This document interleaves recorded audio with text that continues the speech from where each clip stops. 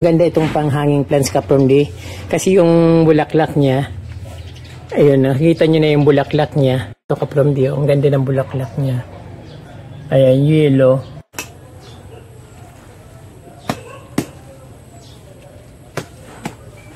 Itlog ng mushroom. Ayan Kapramdi. Kadalasan 2 or 3 nakikita kong ganito.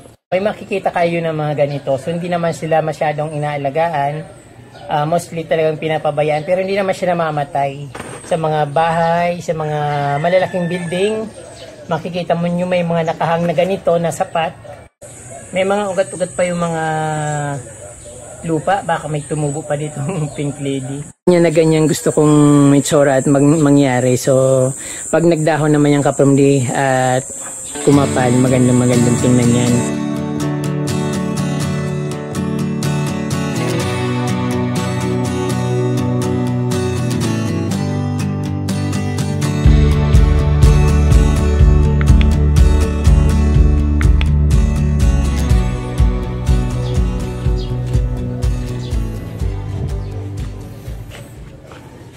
Hindi hiyang yung mga pink lady ko dito Kapramdi. So mas magandang i-direct soil ko na lang ito. Kasi yan papaya, tapos hindi ko naman siya hindi ko siya gaanong naalagaan. Kailangan kasi palaging nadidiligan siya. At syempre gusto ko rin naman maging maganda. So ilalagay ko na lang ito dun sa front yard. Kasi ayun nga, natutuyo na siya. Kitang-kita naman, no. Ayun yung flower ng pink lady. Ayan, so pag nilagay ko dun sa sa direct soil sa front yard, siguro gaganda siya. At kailangan ko rin kasi ng ito yung pot para lagyan ko ng mga philodendron lime.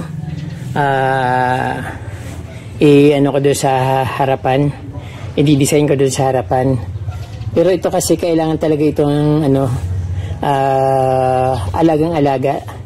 Tapos dapat medyo malaki yung pot niya para mas gumanda. So maganda itong panghanging plants Kapramdi kasi yung bulaklak niya, ayun, nakikita nyo na yung bulaklak niya. Kapag maraming ito yung branch na humahaba pababa, maganda siyang tingnan lalo pag pababa yung mga plants niya, yung mga dahon niya. So napaka kusing tingnan at very nature. Then ayun, kaya lang hindi ko siya masyadong naalagaan dahil marami na akong plants dito. Buti kong ilang piraso lang yung halaman ko. Kaya ito, i-reripat ko siya doon. At ayun, i-direct soil ko na lang. Maganda na ito. Saglit lang ito Kapramdi. Lalagay ko lang doon sa pinaka-ground para hindi kailangan i-maintain pag nasa ground siya. Kailangan lang talagang nasa direct soil para mas maganda. Kasi hindi niya naman kailangan dinidiligan. Nakita niyo naman dati yung mga pinuputol ko. Pag nasa direct soil, pero pag ganito talagang kailangan didiligan siya para gumanda at para maging maayos. Pati yung mga ko, ililipat ko na rin ito ng lalagyan yung mga enjoy putos. Katulad nung pink lady, hindi ko rin siya masyadong nasikaso. Even tong Lourdes plant, ganun din. At kasi kailangan ko yung mga pot para lagyan ko ng philodendron lime. At pati itong epicea, ang ganda ng epicea nito Kapramdi. Ang ganda ng bulaklak niya. Ayan, yellow. Tapos yung dahon niya, rin, parang nag-yellow rin. Pero alam ko yung dahon nito parang silver na yellow kapag maganda. Kaya lang, birang-bira ko siyang madiligan, nakakalimutan ko siya dyan. Then, ito maganda rin tong bulaklak ng epicea nito. Kulay pink, na medyo malaki. Ayan. Meron din ako dito mga begonias. So, better na ilipat ko sila ng location para mas maging maganda.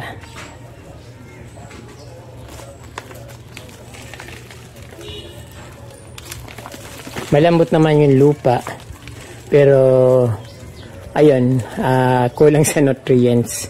Hindi ko sila masyadong mabigyan ng pansin.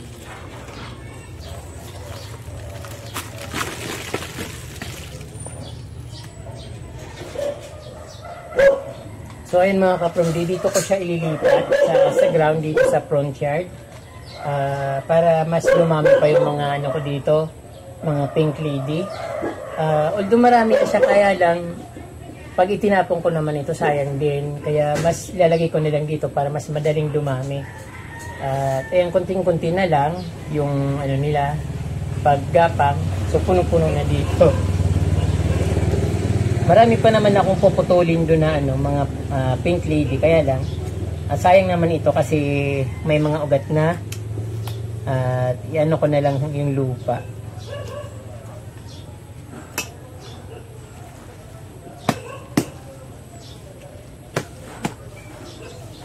So ayun, madali na siyang tanggalin. At siguro masyadong maraming lupa.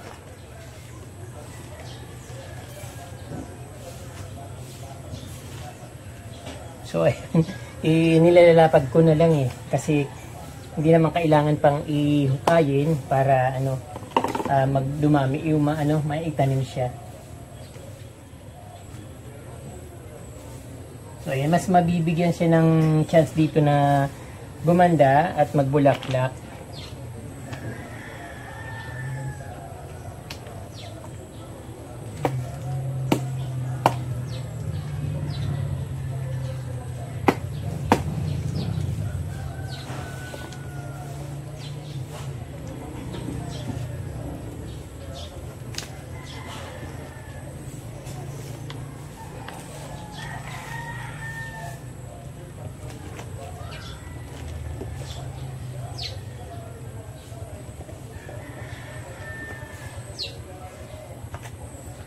Ito mga ka-promdi, madalas akong nakakakita ng ganito sa aking mga halaman. I think ito yung yung parang mushroom na tumutubo na parang gasa sa Petromax. Yung iniilawan, parang ganon. So kasi wala akong ideya kung anong klaseng anong klaseng itlog, kasi hindi naman nangingitlog yung mga sa ilalim ng lupa, yung mga bobole. Hindi naman, kaya madalas ang makakahukay ng ganito. So hinahayaan ko lang.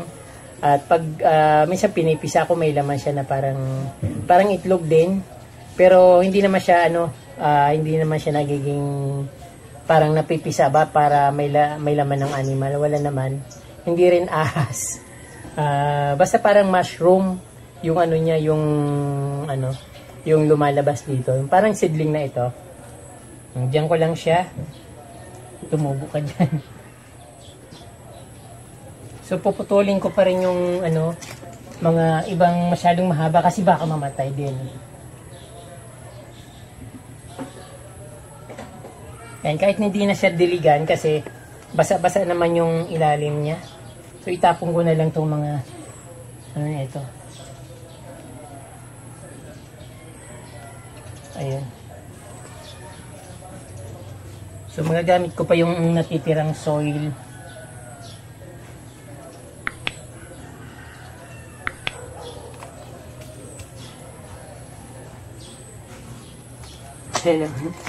Itlog ng mushroom.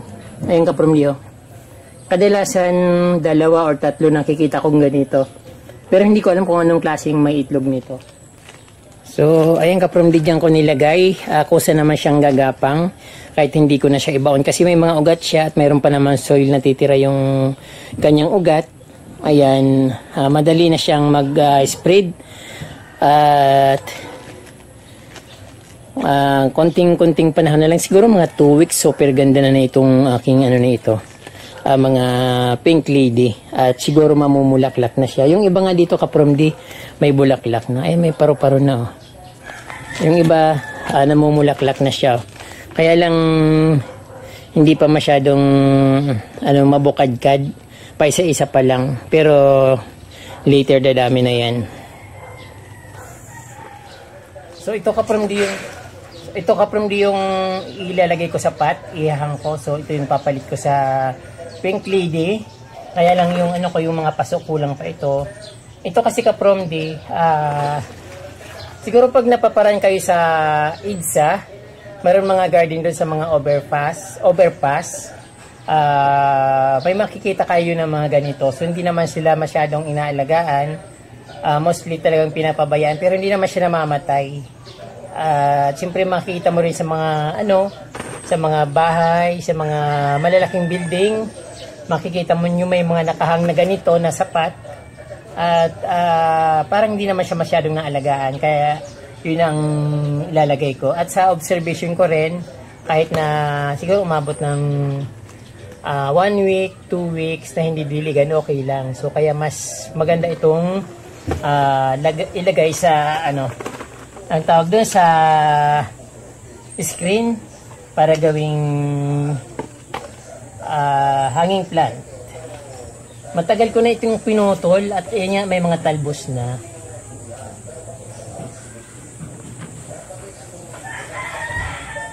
May kuhol.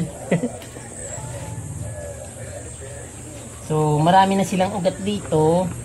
Kailangan mailipat ko na sila doon sa kanilang taniman.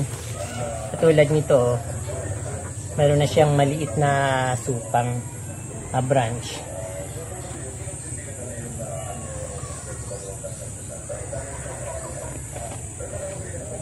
Matagal ko na itong gustong gawin. Kaya lang siniisip ko yung wala akong lalagyan, wala akong mga pot.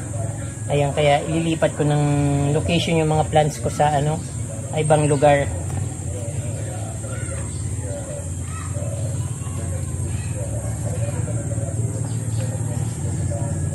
So, mayroon na kaagad.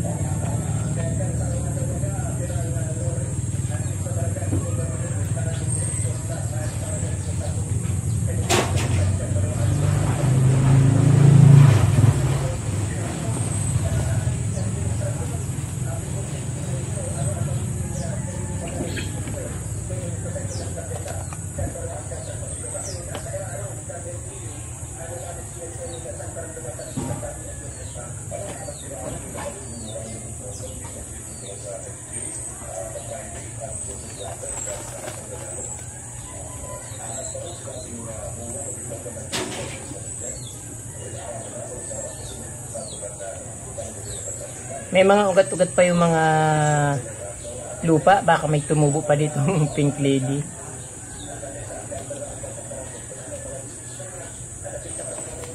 Ayun. Ang hirap, hindi malaman kung saan yung harap niya.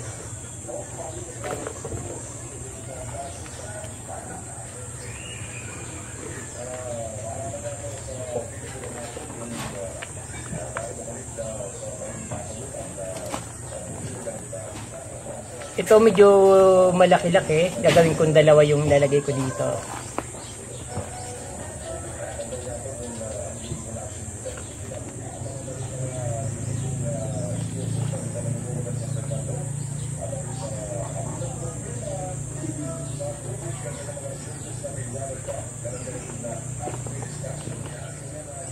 Meron na naman egg na dito, parang napisa na.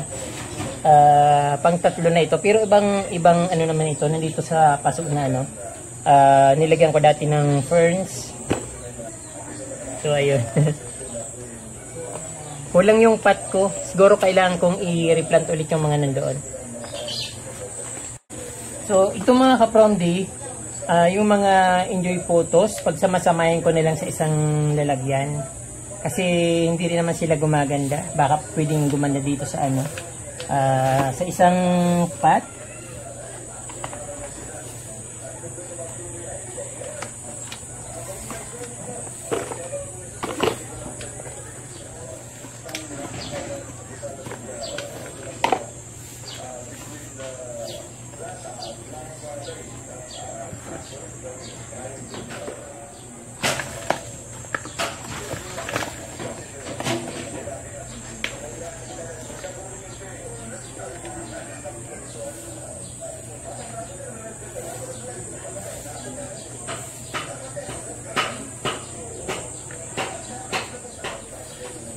So maglalagay na lang akong dagdagan ko na lang ng soil ito para mas gumanda pa. Ayusin ko na lang later.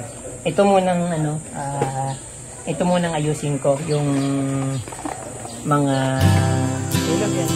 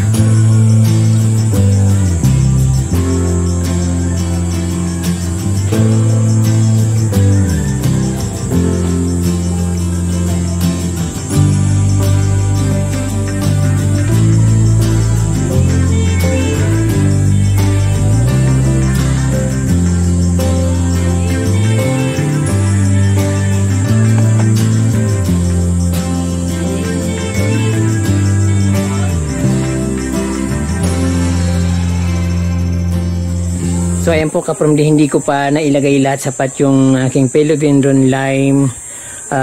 Maghanap pa akong another pot na pwedeng lagyan kasi meron pa akong natira. At syempre ganyan gusto kong itsura at mangyari. So pag nagdahon naman yung kapramdi at kumapal, magandang tingnan yan. At ayan nga, gusto kong punuin ng pot na may philodendron yung screen na yan. So ayan po.